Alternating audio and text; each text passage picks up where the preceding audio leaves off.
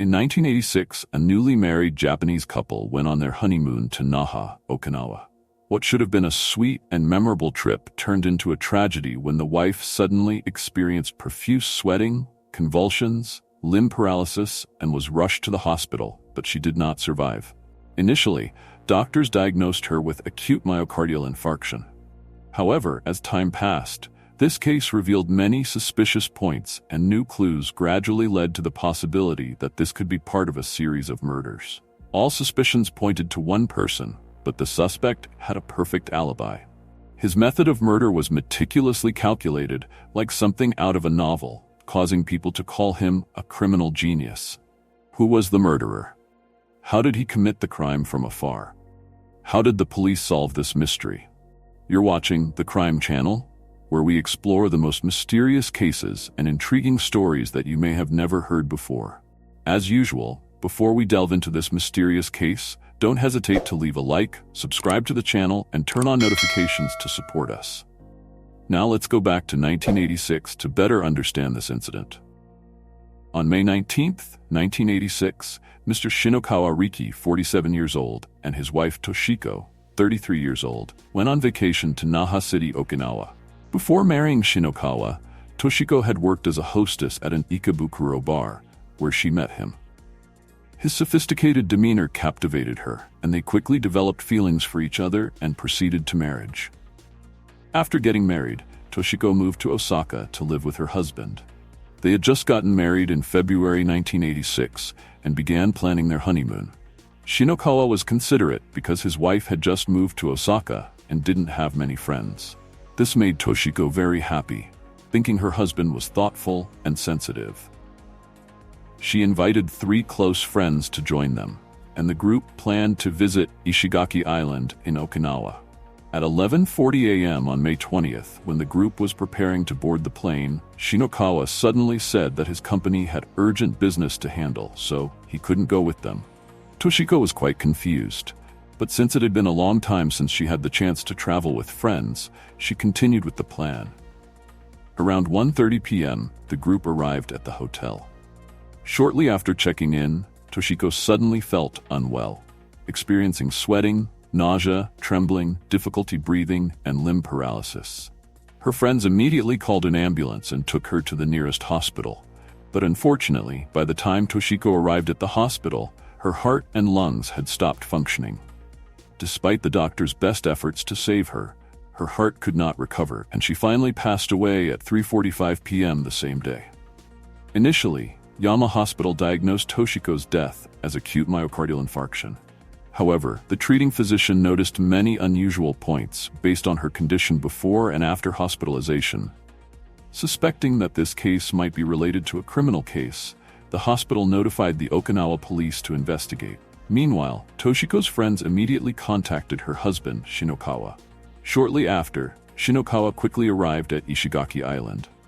The Okinawa police told him that they needed to perform an autopsy to find the exact cause and requested his consent as a family member. Upon hearing about the autopsy, Shinokawa showed hesitation, but after a moment of reluctance, agreed. The autopsy was conducted quickly but didn't reveal anything unusual. The autopsy report noted that Toshiko died from myocardial infarction. The person who performed the autopsy was Professor Ono Yoshika from RQ Medical University. Both he and the treating physician at the hospital felt something was unusual about this case. The professor discovered a small area of blood clotting near Toshiko's heart, but her other organs were normal.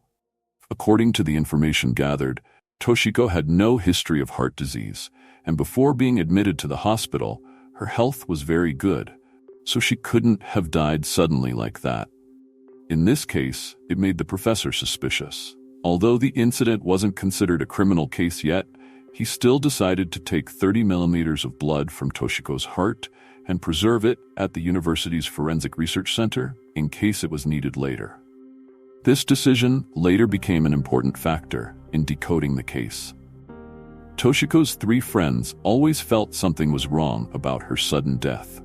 From meeting at the airport until checking into the hotel, Toshiko was healthy and cheerfully chatting with everyone. And before that, there was no mention of her having any health problems. How could a completely healthy person suddenly die? All three friends believed that her death must have been related to her newly married husband, Shinokawa. In fact, from the beginning, they had felt Shinokawa was suspicious. The first reason was that after meeting Toshiko, he often gave her expensive gifts and proposed after just 6 days. An unusually hasty action. Additionally, it was very strange for a newly married couple going on their honeymoon to invite the wife's close friends along. Shinokawa had claimed to be the chairman of a consulting company and had an accounting certificate. Someone with such high social status should have had a broad network of relationships. However, at Toshiko's funeral, only Shinokawa attended, with just a few flower wreaths from companies he had worked for. This raised doubts about his true identity. Another important detail was that Toshiko's 3 friends recalled seeing Shinokawa give her an unidentified pill, claiming it was a health supplement good for her health. This made them suspect that Shinokawa had planned to poison Toshiko beforehand. Due to the chaos on the day of the incident, after returning to Tokyo, the 3 friends remembered this important detail and immediately reported it to the police, hoping to reinvestigate the case as a murder. However, the police at that time didn't have enough evidence, so they didn't believe them and didn't conduct any investigation of Shinokawa. Nevertheless, these 3 friends didn't give up and decided to seek justice for Toshiko. They began investigating Shinokawa and discovered many suspicious things. First, when checking the list of accountants, there was no Shinokawa's name. His claim of being a consulting company chairman was a lie. In fact, he was unemployed and deeply in debt. The flower wreath sent to the funeral didn't exist either. The second suspicious point was that after marrying Toshiko, Shinokawa immediately bought insurance from 4 insurance companies totaling 185 million yen, about 31 billion dong at current exchange rates. He was the sole beneficiary, and the monthly insurance premium was 180,000 yen, about 30.7 million dong. However, Shinokawa had no income and paid the insurance premium in one lump sum, so the motive for buying insurance was very unusual. The third suspicious point was that after Toshiko's death, Shinokawa quickly requested compensation from the 4 insurance companies. However, the compensation amount was too large, and the insurance premiums exceeded the payment capacity of an ordinary person, so the insurance companies became suspicious. The insurance companies refused Shinokawa's compensation request because he had deliberately concealed his wife's medical examination records. In November 1986, Shinokawa sued the insurance companies and won in the first trial.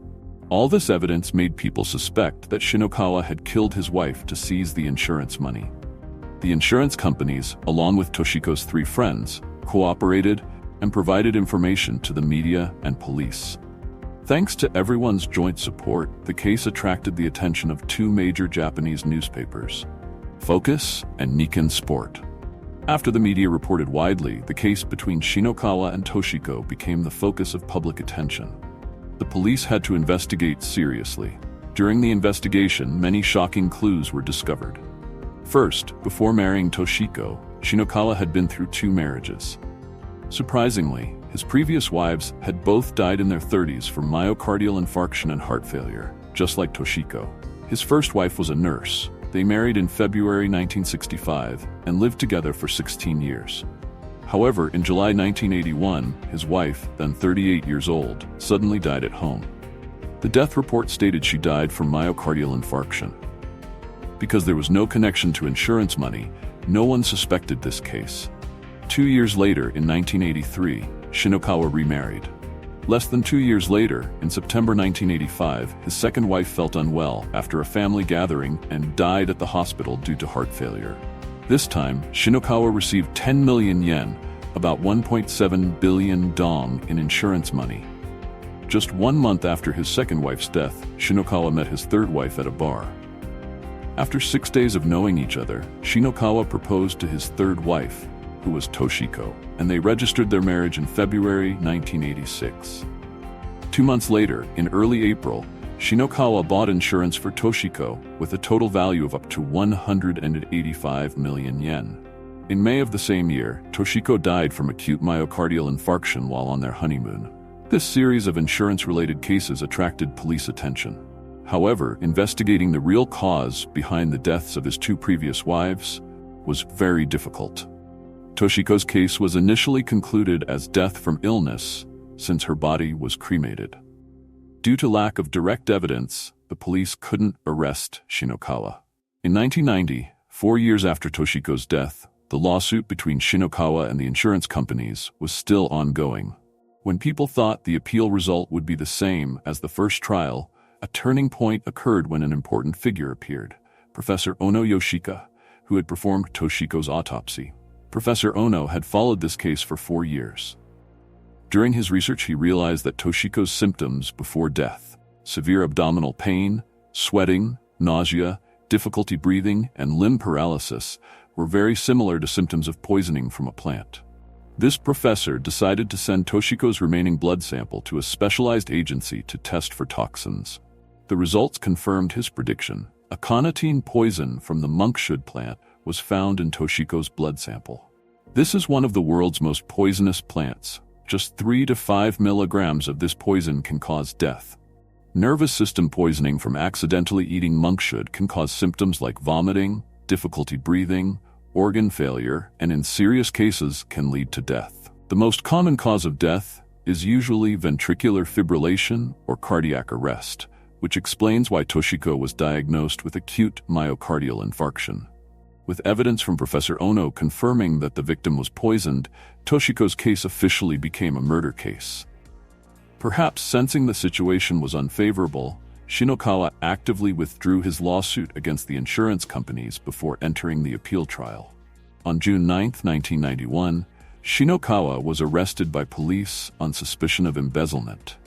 An auto parts manufacturing company had accused him of misappropriating up to 340 million yen while working there. Although this incident wasn't directly related to Toshiko's murder, it further strengthened police suspicions about Shinokawa's criminal motives. The media began extensive coverage of the insurance-related case and poison. Witnesses related to Shinokawa poisoning, Toshiko gradually emerged. A flower shop owner in Fukushima Prefecture testified that Shinokawa had bought 69 monkshood plants from his store, enough to extract poison to cause someone's death. The landlord where Shinokawa rented an apartment also testified that electricity and water bills in one particular month had unusually spiked. When police searched the apartment, they found traces of a conatine poison in floor mats and some laboratory equipment. After collecting sufficient evidence, on July 1, 1991, police arrested Shinokawa again on charges of murder and attempted fraud. However, Shinokawa had prepared countermeasures for these accusations and had perfect alibi evidence, so he was very confident when appearing before the media. He appeared extremely calm and relaxed. Shinokawa defended that buying monkshood plants was just for decoration. He also claimed that aconitine is a very fast-acting poison, with symptoms appearing only 15 to 30 minutes after exposure, while Toshiko only started feeling unwell 2 hours after meeting at the airport. He also claimed he was at Naha Airport, thousands of kilometers away from Ishigaki Island, when Toshiko began showing symptoms. Now let's examine the timing of Toshiko's illness. Around 11:40 a.m. on May 20, 1986, Toshiko's 3 friends saw Shinokawa give her an unidentified capsule right after their group met. If that capsule contained poison, Toshiko should have shown symptoms around 12:10 p.m. However, she was still completely normal then, and it wasn't until 1:30 p.m. that Toshiko started showing symptoms of illness.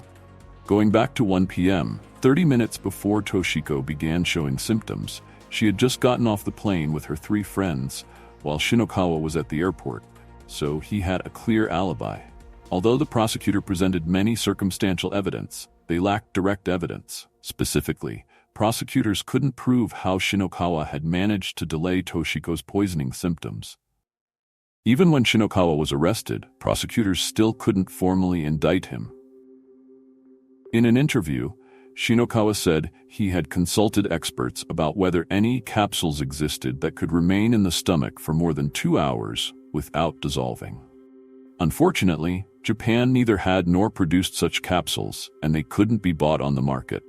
To counter this, prosecutors requested Chiba University to test capsule effectiveness duration. Results showed that even with multi-layered capsules, the maximum effect would only last 5 to 10 minutes. This seemed to support Shinokawa's argument. When police were at a dead end, in October 1991, a new clue emerged. A fisherman testified to police that a few years ago, a man resembling Shinokawa, who claimed to be a professor's assistant, had bought over 1,000 pufferfish to study the relationship between monkshud and pufferfish. Prosecutors invited Professor Ono back. This time, he used modern analysis technology to test Toshiko's blood and discovered both monkshud and pufferfish toxins. However, what was puzzling was that the poisoning time for both these toxins wouldn't exceed 30 minutes. He couldn't explain why Toshiko showed symptoms an hour and 40 minutes after taking the capsule. After researching extensively, he found the answer in an English scientific journal.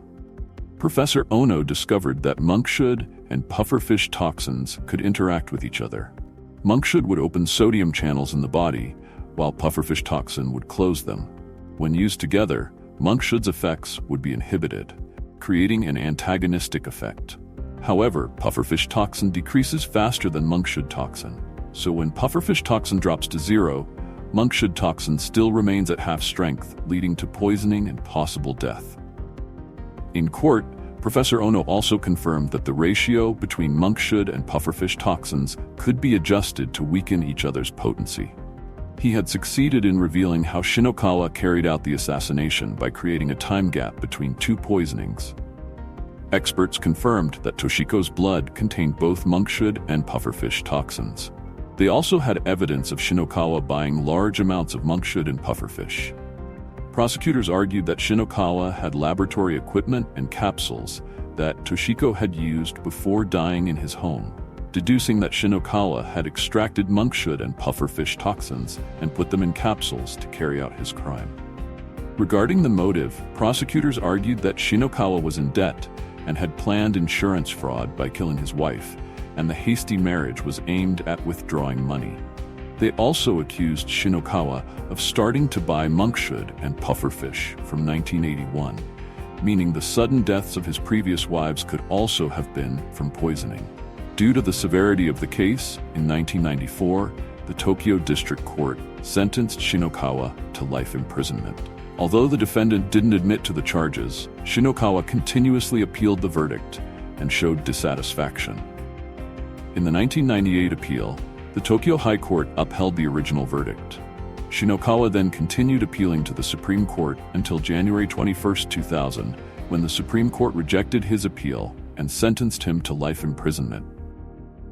The combination of monkshud and pufferfish toxins to create an antagonistic effect was very complex.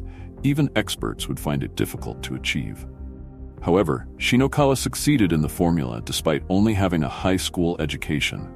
This was truly surprising. Shinokawa was born in 1939 in Sendai City, Miyagi Prefecture. He had an older brother who was 5 years older.